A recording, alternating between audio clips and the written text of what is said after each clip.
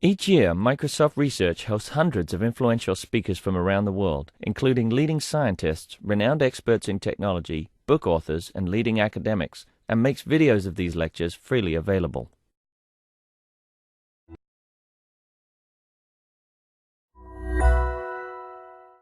To Amanda and Brady, who have put together an amazing thing this morning on hardware startups, and I am so excited about this session, so I'm going to give this to them. Why, thank you. I am also excited to see how this session turns out. Awesome. It's awesome. It is. It's already awesome. Okay, so we have a pretty exciting lineup of speakers. So we've got Nancy Chen, who gave that awesome talk about genetically modified foods in China last night. So she'll be talking, she'll be setting the context, talking about China's regulatory environment. And then Sylvia, do you want to wave so people know who you are? So Sylvia and I will be doing a tag team talk on China's maker, startup, and manufacturing ecosystem. So she has a great broad view of it. She's been doing field work there for some time. I'm a case study since I'm doing a hardware startup right now. Now, one of the reasons that we wanted to do this session is because, as you may have seen in the press and blogosphere, hardware is hot. And so about a year ago, I feel like Peter Brady in the episode where they do the a cappella group. But anyway, I jumped in and started doing a hardware incubator. And so myself and Bjorn are going to talk about our two methods of doing hardware incubation. And then Bree Pettis, homeboy Brooklyn Done Good, is going to talk about MakerBot. Then we're going to have some breakouts. And then we will have a Skype in from the man who hacked the Xbox and is now kind of the go-to person for hardware startups, Bunnie Huang. And he'll be Skyping in from Singapore. And so we'll show this to you again when it's time to actually do the breakout groups. But Anne, the lovely Anne McLeod, will be talking about the role of large corporations in the hardware startup ecosystem. She's also been doing a lot of work interviewing startup founders and hanging out in China to sort of understand what that ecosystem is like. Golan Levin, John D'Amatos, and hey, is Matt Metz here? Okay, well, he'll show up anyway. So those guys are going to be talking about creating technology in public, the impact of real-time feedback between creators and backers on product development. So John is from Kickstarter. Golan and Matt have successfully delivered Kickstarter projects. So that's sort of where they're coming from. And then Brady and I will talk about hardware accelerators. So we'll be doing breakout sessions in, which 3 rooms are we using? I think there's 2 that way and one and then right one over back there. over there. So, okay, so right. I think Nancy's up.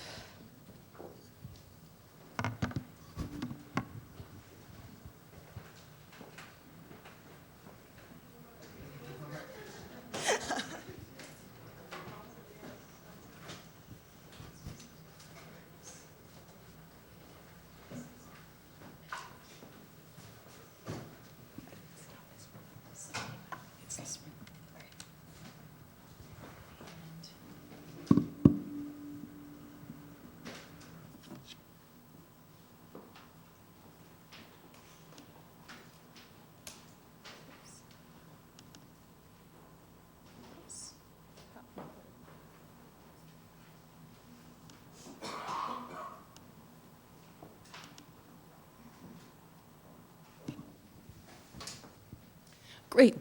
So good morning, everyone.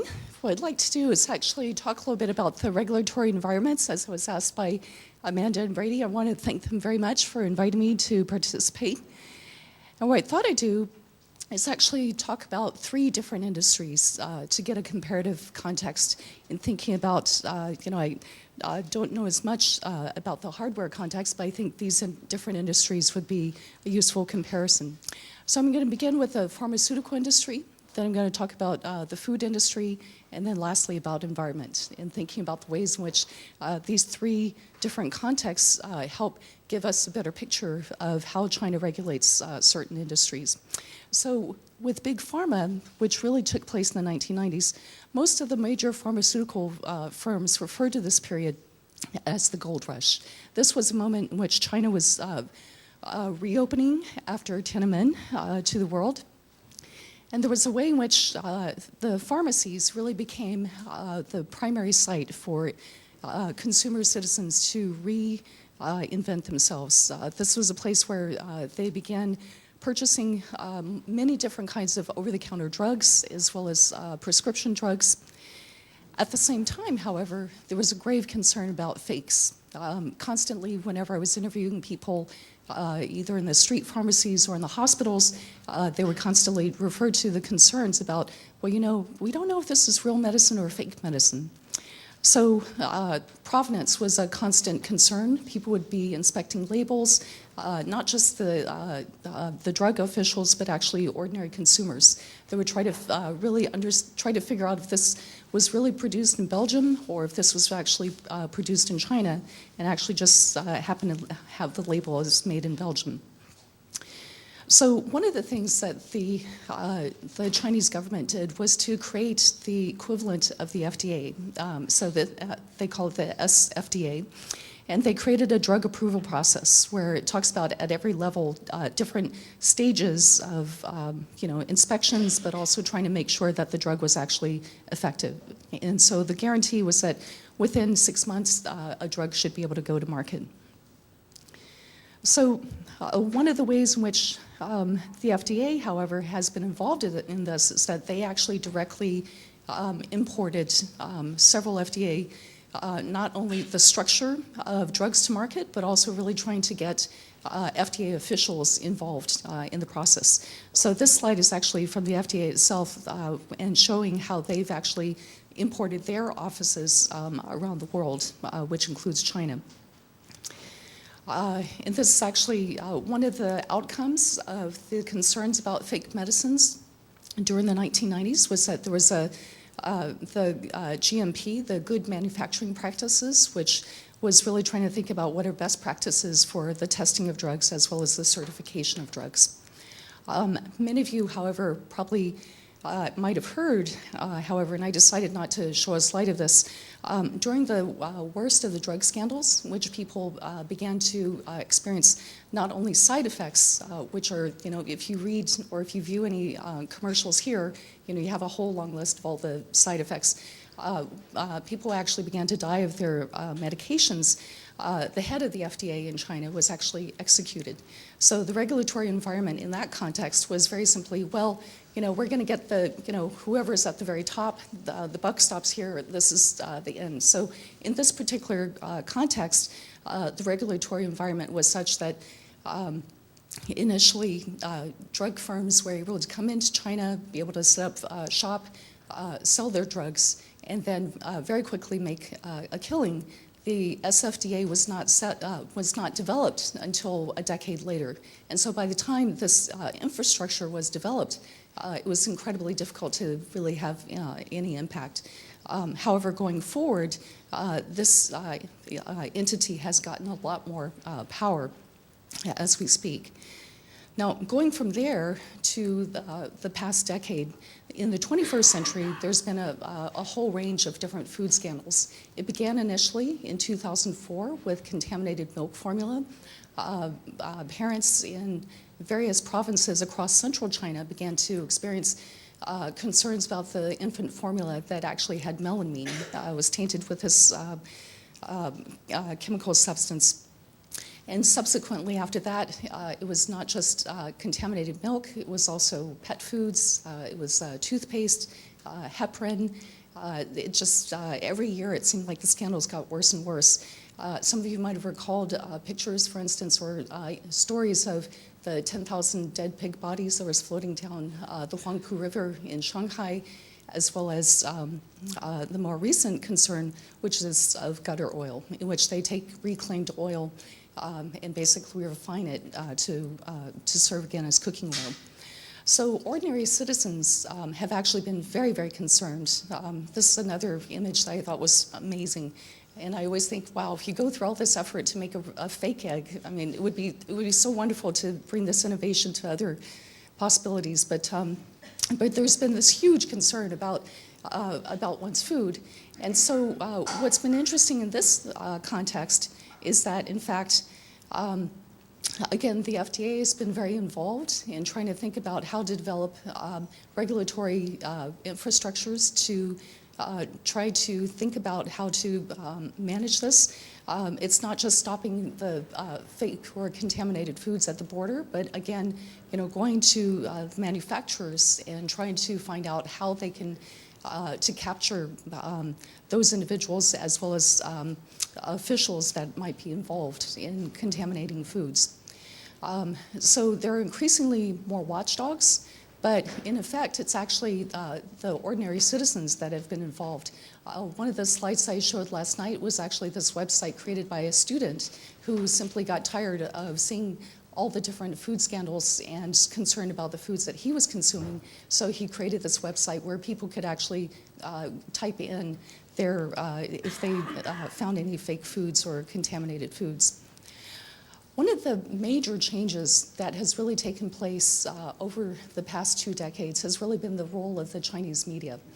We tend to think of the Chinese media as being very contained, that it's very difficult for them to actually have access to information, but in fact they've been the most vociferous group and watchdog. They've really come into this investigative reporting over the past 2 decades, but especially this past decade. And this is actually a survey that was taken with Chinese youth and actually reported in the official media. So the Chinese government has increasingly recognized that the media has an important role, to the point that they actually use the media, but they've also incorporated more visible signs. Here you actually have the food police going to inspect labels to make sure that there's no, again, in this regulatory environment, there's a saying in Chinese, you kill a chicken to scare the monkeys. And so this was simply trying to show, if you can find any examples, it's very similar to the FDA, the SFDA, where the head was actually executed. Those individuals that have been found to produce fake goods or contaminated goods have also been executed as well. So again, this is a very specific response to this. I do want to mention, however, there's some interesting results as consequences as a result of the fake food scandals, and that's basically the implementation of the food safety law, which was initiated in 2009, and actually just 2 summers ago there was another revision. And so very similar to the pharmaceutical industry, where the good best practices, the GMP was set up, the food safety law is also trying to set up new possibilities for best practices.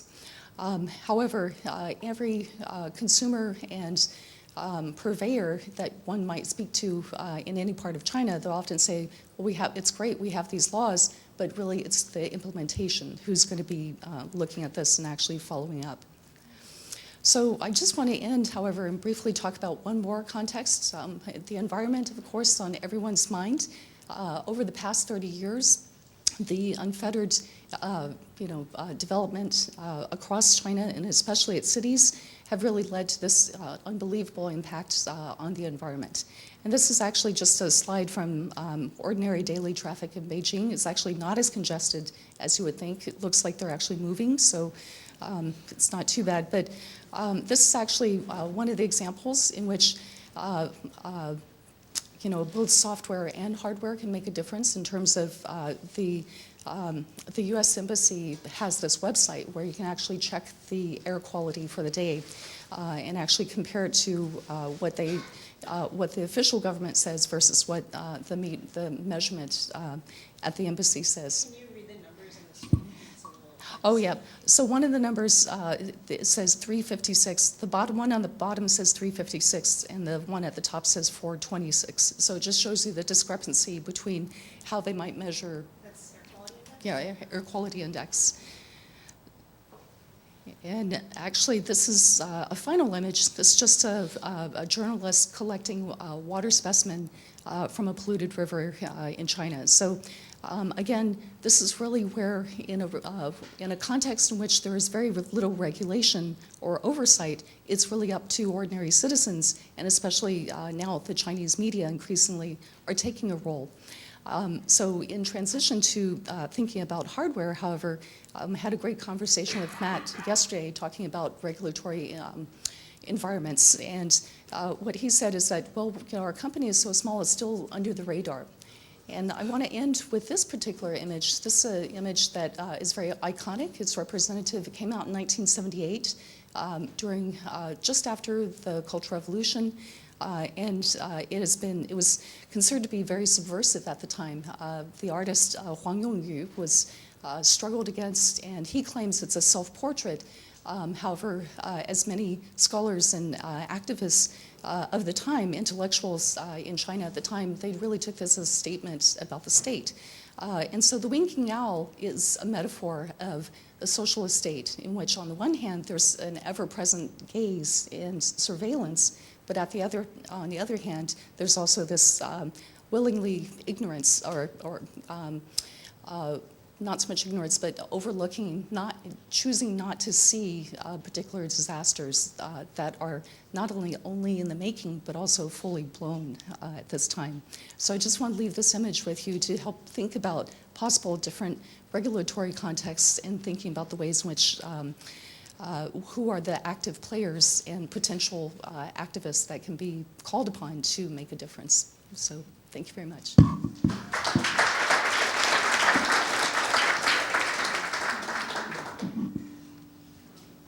If anyone has any questions while I'm setting up the next talk, this was awesome. Thank you. Okay, thank you.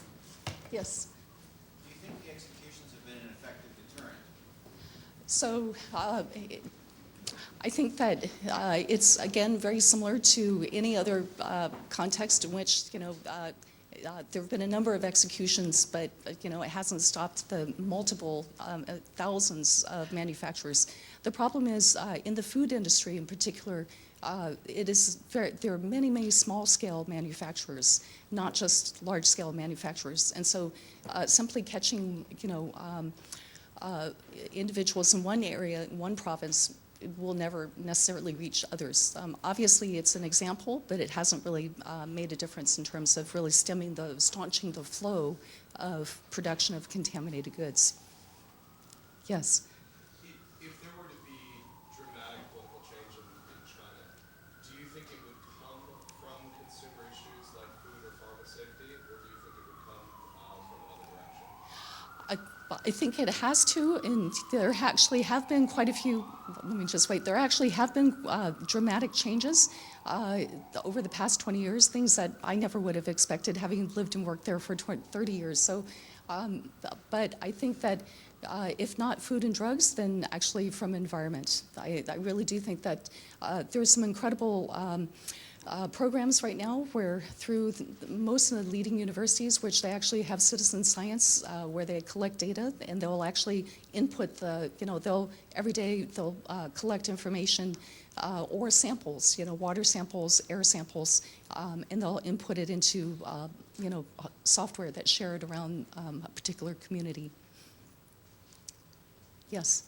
So I'm really struck by the commonalities of your talk of what you documented in China what happened in the U.S. in the early 1800s, where a lot of the food were up to Sinclair with the jungle, and maybe a lot of meat packing wars in Chicago, and that was very connected to early democratic movements of starting, local clubs to advocate for changes in citizen monitoring, and then you combine that with Clay's talking yesterday about the cones of culture and how quickly things are spreading. I think it's really Yeah. neat tide. So I'm wondering, what do you see, why do you feel that, this is something that's tied all sectors of society together, why is the government, from high officials to even citizens on the ground, why is this something that's acceptable now, as opposed to, pre-execution lot of times the executions didn't happen earlier because the information was suppressed by the government. But I think you're right, that there's all this now, public attention.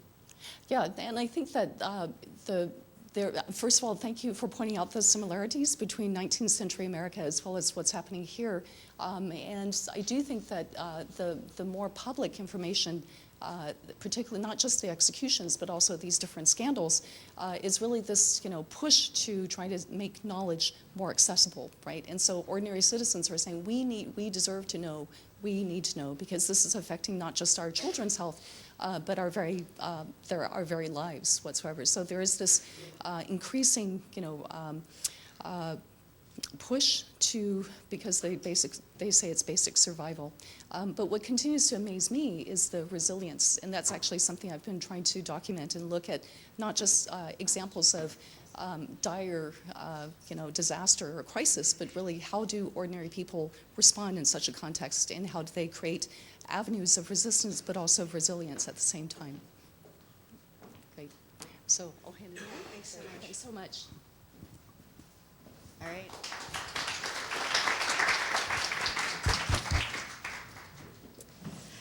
Hello, everyone. My name is Sylvia. I'm a researcher at UC Irvine and Fudan University in Shanghai, and also a co-founder of Hacked Matter, which is a research hub based out of Shanghai. I'm super excited to be here. Many thanks to Lily, Liz, and Dana, who made this all happen, and to Brady, who invited me. Amanda and I today will be talking about making with China. And this connects in many ways to Nancy's talk already. There's actually quite a bit of effort in terms of citizen science and air pollution amongst China's makers and DIY makers.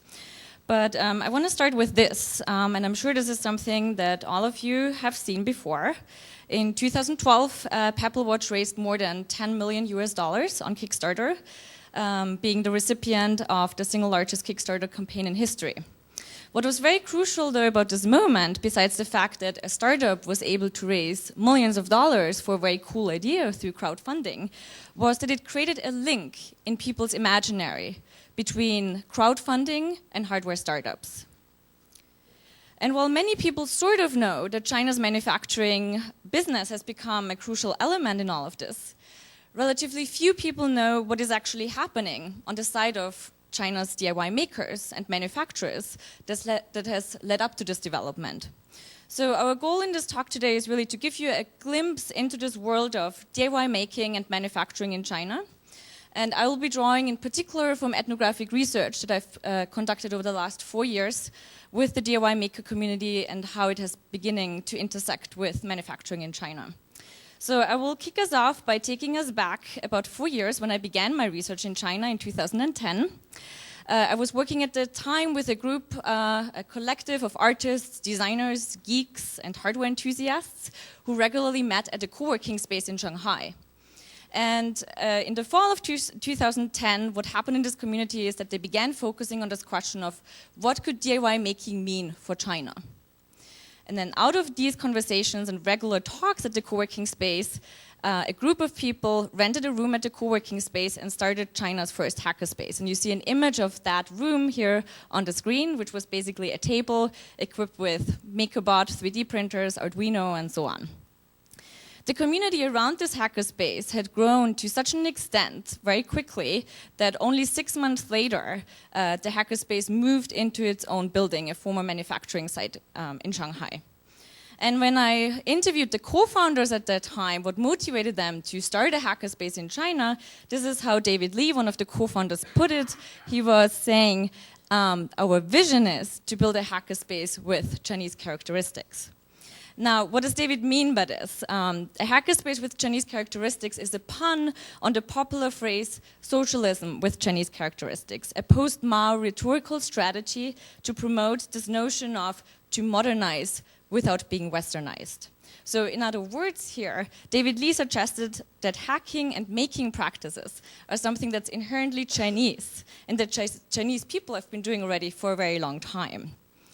So more importantly though, with this phrase, David Lee articulated a particular future for both China and DIY making, one that takes seriously China's own version of make, by which he referred to its long expertise of manufacturing, repair workshops on the street, a kind of making that was driven out of necessity, rather than countercultural ideals, which David associated with the West. So in many ways, David's vision from 2010 has already materialized by 2012. So with a continuously growing number of hackerspaces in China and large-scale maker events that draw international participants, the community itself has gained international visibility. But in addition, a series of hardware incubators and a new generation of hardware startups has begun partnering with manufacturers located in the southern part of China in particular. So this is around Shenzhen region. In 2013, I worked as a researcher with the 10 startups that participated in one of these first hardware incubators called Accelerator, located in Shenzhen. And this is a picture of the demo day after 15 weeks long of hardware prototyping in Shenzhen, where the startups presented their work in front of Silicon Valley investors and news media. And you see Amanda and myself actually here in the image. And I'll turn it over to Amanda to give us a glimpse into this world of startware life in Shenzhen. All right, we look so happy in that image. I'm going to go back to that for a second. So look at how happy we look. This is before our Kickstarter has all succeeded. So this was the bunch of people that we were in the hardware accelerator with, and we were all we spent about 3 months in China prototyping our products, forming relationships with manufacturers, and basically gearing up to, almost all of us ran Kickstarter campaigns, and I think everyone in that picture who ran one ultimately succeeded. So I'll show, yeah. Oh wait, hold on, I'm gonna press play on this, and then you can watch and listen. So over half those people in the picture didn't look Chinese, so are they cross-cultural teams, or are there teams coming in? So that year we had 2 Chinese teams and a bunch of American teams, and I think 1 from Britain. The cohort after us, I think also had a couple of Chinese teams and people from various parts of Europe and the US. So it's a pretty cross-cultural bunch. That's a good question. So I think, Sylvia, I think they usually have like, it's usually a mix in each class. So I don't know if it's becoming more Chinese, it's becoming sort of more broadly international. And a lot of the foreign startups who come in end up hiring Chinese people to work for them, because it helps so much to have like local help, especially in dealing with suppliers and manufacturers, because a lot of them have limited English. It depends. It actually depends a lot on who you're dealing with. So we'll get to that in a few slides. So the product that I was just showing is the one that my startup is making. It's a smart lamp that's programmable. It's outfitted with sensors that can detect touch and light levels. And that we put a lot of effort into making it not just interactive, but also very expressive. And sort of in a way to like sort of make you form emotional attachments with it, as well as being programmable and connected. So I know that there's some people here who backed this project. If you recall backing us, can you raise your hand? Oh, you guys, thank you so much. Seriously, like I thank you so much for kind of ruining my life. So I actually want to talk about, like, we're kind of the case study here. So Sylvia has given you a lot of really interesting background on the scene, on the sort of ecosystem between making and manufacturing. And what I want to talk about a bit is the transition from being a maker who makes prototypes and cool projects to actually manufacturing those things, and how it is really actually very different. So what we really do all day, if those of you in the audience who've backed us have gotten updates where you see pictures kind of like this, where we show you all of our like really exciting moments. We're like, we just got some samples off the mold, isn't that so cool? That is not actually the majority of our time. This is not spent doing things like that. It's spent doing things like this. So those are like various different versions of my bill of materials. One is for the guy who sources for us. We've got some specifying how you assemble our boards that goes to our manufacturer. We've got another one for purchasing, and I spend days and days at a time just wrangling Excel documents. It is so fun. I spend a bunch of time, this is actually one of the more effective ways to communicate with our manufacturers. So this was me giving them feedback on samples from our mold. We have to do a lot of pictures with sort of simple phrases so that it's very clear what we need. This is almost always followed up by us meeting them in person, but we also need the written record. I spent a lot of time doing like really, really specific requirements for manufacturing. I don't know what this means. This is just what people told me to put so the board house would know what base material to use for our PCBs. And then I have a lot of conversations on QQ with suppliers. This is with the people who do our solder stencils for our boards. They don't speak any English. They make great stencils though, and we get them in like 24 hours, and they're like $20. So I always have these crazy conversations with them that I don't understand, and people that I know who actually speak Chinese have told me that their Chinese is even kind of weird. I use Google Translate for this a lot. I've tried Bing. Microsoft guys, Bing is not actually any better. And so I spend a lot of time doing that.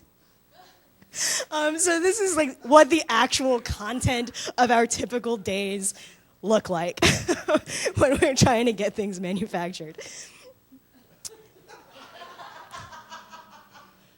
So the other thing is that for everything that we want to build, we end up having to build half a dozen things. And prototyping is kind of an obvious example of this, where you have to do like lots of different versions of things to get it right. But that's the part I know. The part that I don't know about is all the stuff you have to build to properly assemble and test stuff. So I'm going to give you examples from this board, which is basically just an IR emitter and receiver that creates a beam across this like silicone eye, and then when you like push the eye in, it interrupts the beam and turns the lamp on. So that is by far our simplest board.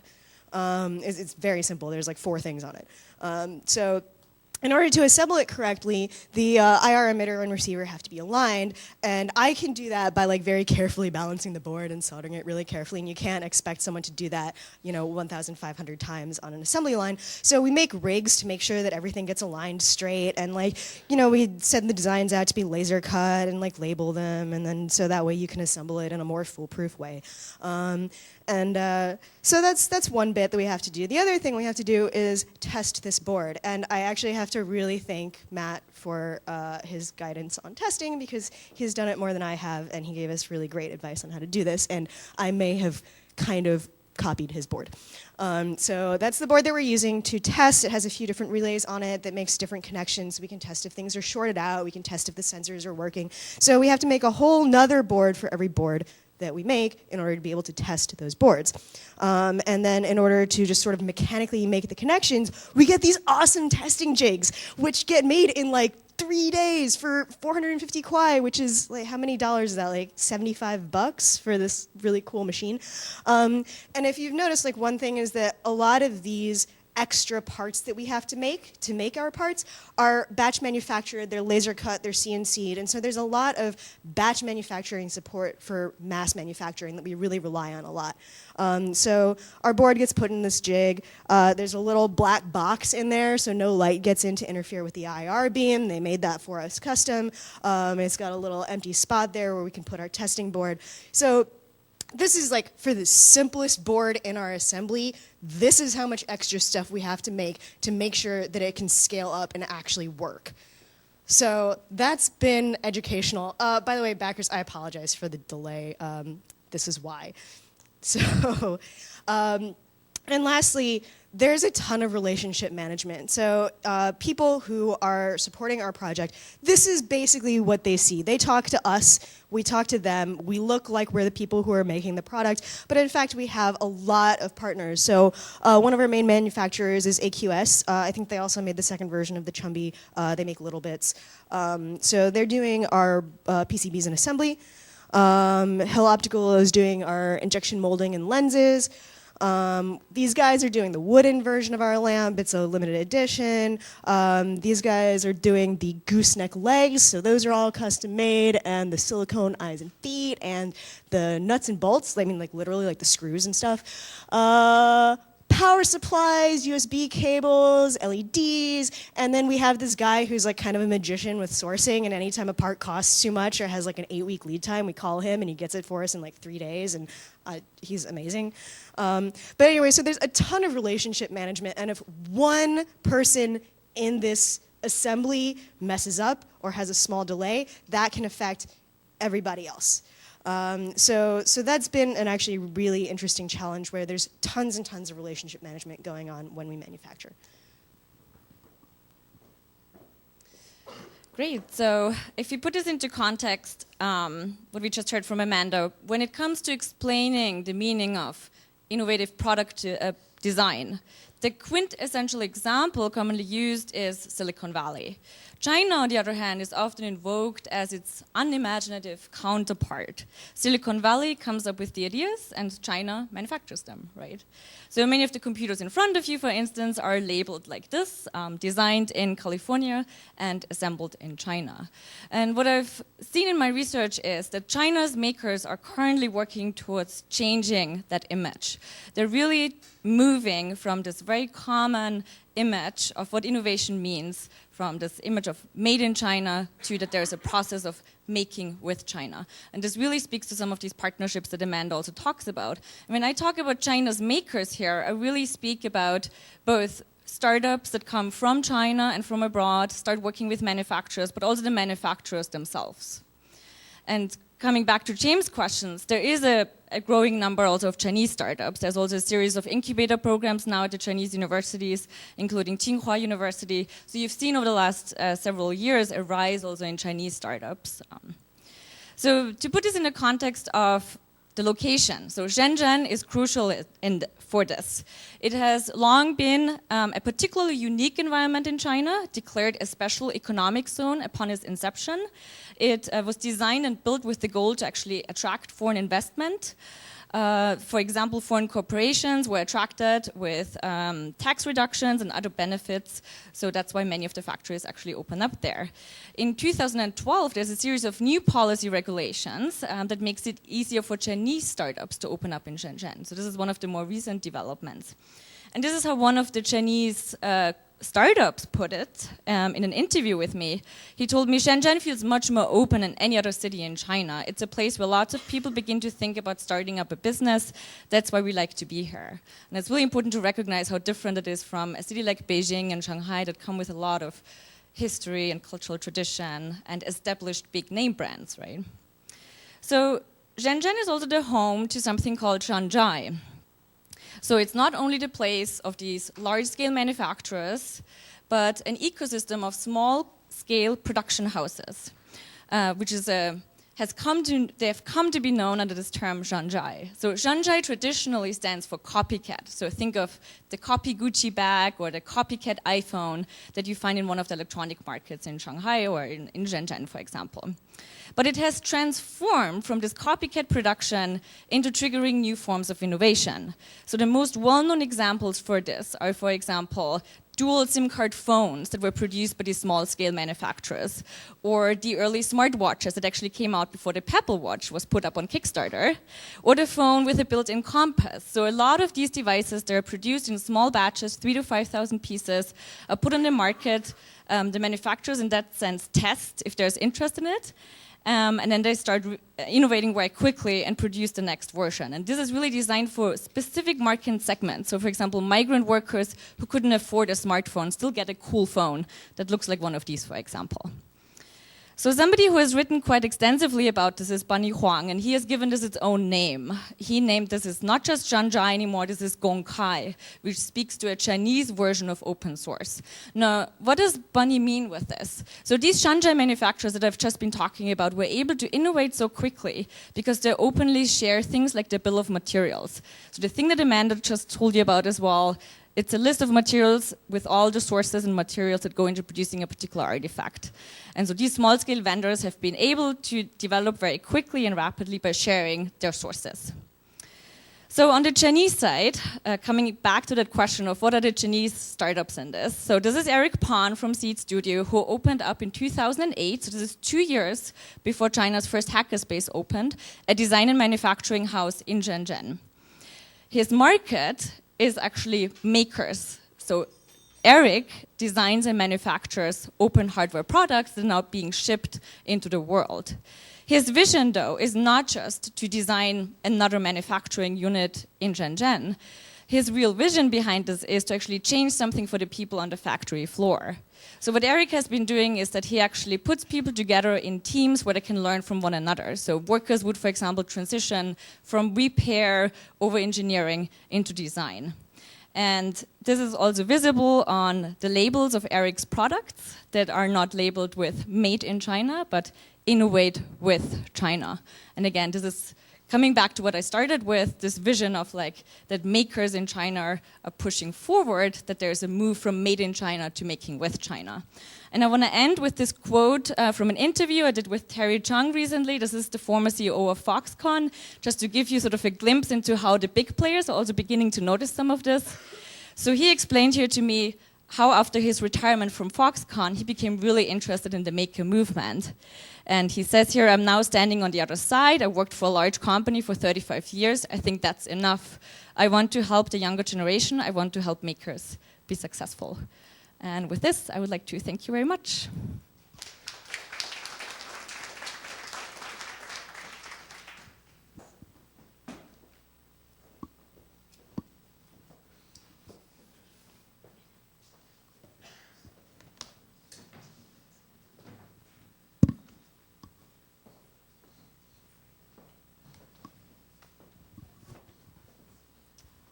And next up is Bjorn Hartman of Berkeley to talk about hardware incubation at the academic level. Great. So Brady and I will split this session. And I want to talk about how we go from interested students and get them to a point where they may actually be ready to enter into a hardware accelerator or incubator program. So this is just a shot of an afternoon in the Invention Lab, a space that I co-direct with Eric Paulos at UC Berkeley. Now, this classic piece of Steve Jobs arguing about how you need to marry technology with the liberal arts, it's hard to believe this was only 3 years ago. So this was the iPad 2 announcement, and one of the points here, other than it being a fabulous ad for working, studying, and researching in human-computer interaction and user interface design, is that he makes this argument that we're in this post-PC era where hardware and software have to become really integrated. And so, well, what does he and what does Apple mean by post-PC? Well, it's devices that connect to the Apple App Store. Now, you can probably frame this a little larger, and if you followed the CES coverage from last week, here's what CES means by post-PC. And what's interesting is that there's a whole lot of activity in a very, very small number of segments, right? So there were dozens of smartwatches and even many more dozens of activity trackers, and then smart home appliances. And apparently it's pretty profitable to be in one of those small niches these days. But what we believe is that there's actually a much larger space of other appliances, smart products to be explored, and that's what we want students to do in the Invention Lab. So what does one of these labs look like? Well, this feels a bit redundant showing you these pictures while being in ITP, because by now you know what the general ingredients of one of these fabrication labs look like, right? So lots of digital fabrication equipment, from low-end 3D printing to high-end multi-material 3D printing, laser cutting, circuit board milling, parts stores. Basically what you see when you look around here. What's also really important, though, is staff. So this is Mark Olberg. He's one of our lab managers, and from the very beginning, before we had equipment, we knew we had to have lab staff who's knowledgeable and can be around every day to teach people. So nowadays, what we feel actually, students come in with kick-ass analysis and math skills, and mostly computer science and programming skills as well, but even the electrical engineers may not ever have held a soldering iron. So a lot of the things we need to do in the first month is just a rapid-fire exposure to physical skills and building. There are two classes that I just want to give you a quick overview of. The first is critical making. This is a class that Eric Paulos teaches where he explicitly pairs students with some technical background with students who don't have any technical background at all. And they come up with some really inventive solutions, like the spice printer that takes additive manufacturing concepts and applies them to the kitchen. Or these kind of whimsical tactile games that you play blindfolded and you have to feel your way around the game board. Or more artistic concept like moss-based QR codes that you spray on buildings but that only remain legible for a limited amount of time before they decay. Now, in my own class, I co-teach a class with Paul Wright, and we're more explicitly oriented towards making products that could then go in an incubator, so a little more market-oriented. I just want to give you a couple of examples of what students can come up with in about 10 weeks. So this is Car PhD. This is a device you plug into your diagnostic port. Every car in the US has one of these ports since the mid-90s. And then it uploads the data through Bluetooth, through your phone, to the cloud to give you suggestions for how to save gas mileage. This was simultaneously developed by students as this other device, also out of Berkeley, called Automatic, that you can now buy in the Apple Store.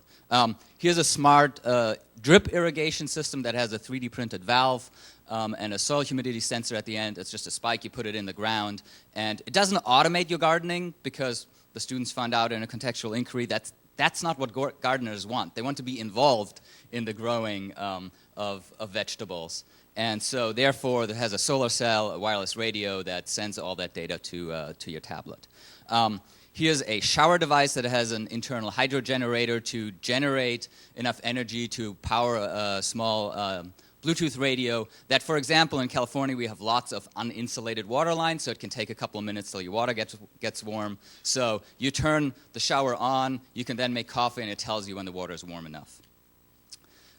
Here's a spelling teddy bear, so you learn how to spell with this bear that has kind of a voice interface, but it also keeps all these detailed records of what your kid spelled successfully and what not, and so it can give you as a parent kind of guidance for maybe what to review.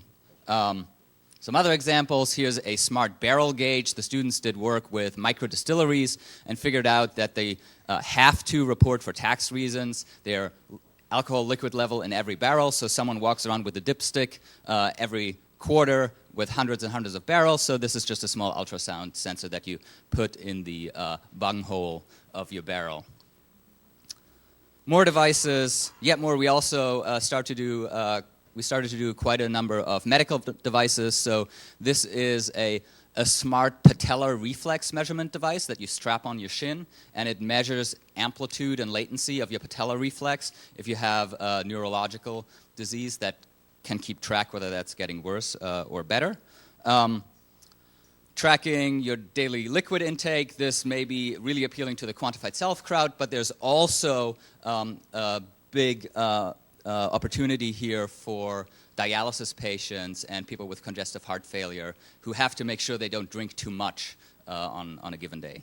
And we're actually doing this together with UCSF, which is our medical school there. So there are many other opportunities like the smart retainer. So just to finish up, where does the social come in? Well, all of this only works with a network, so we've been building a network of super users, and we give them this bargain, which means you can have 24-hour access to our shop if you make your expertise available for N hours per month to the other users. And this has worked like gangbusters.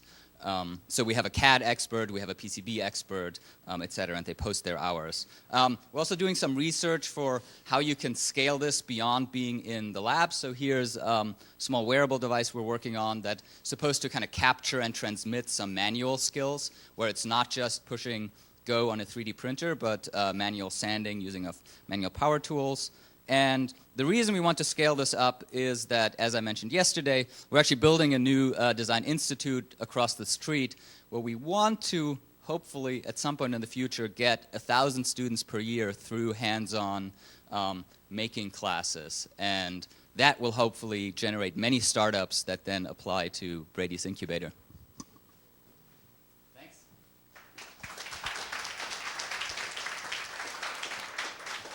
Thank you, Bjorn. So we're running a little low on time. So I'm just going to talk very, very briefly and then hand it over to Bree so that we can move on. So I run Highway 1, which is a hardware incubator. About 9 months ago, I decided to hop over and create this thing. I work for PCH International, which is a large supply chain management company. They make a lot of the stuff that you have with you today. They handle a lot of Apple's supply chain and Beats and things like that. Now, we've been running the program for 4 months, and we take in teams that have a prototype and want to try and get something made. Because it's very easy to make something, but it's not easy to make something that can be made. And I think you saw that with Amanda's talk. And so some of the things that I've learned along the way is that entrepreneurs coming in think that the prototype is the documentation. They kind of show up with their Arduino board with the blinking LED, and they think they can just go to the factory and they can have that made 10,000 times. And it's just not that simple. And so the skills that you need for prototyping do not translate directly to making something 10,000 times and getting something manufactured. So whereas like the early team at the early stage, 2 to 3 people with kind of business skills, development skills, design skills, and making skills are great for that initial idea. But the further down you go, the closer you get to actually shipping and making it real, you actually break out into a lot of different skills, different from software companies. You need an experienced EE who's going to be able to make your board small enough and work on the antenna and work on power consumption.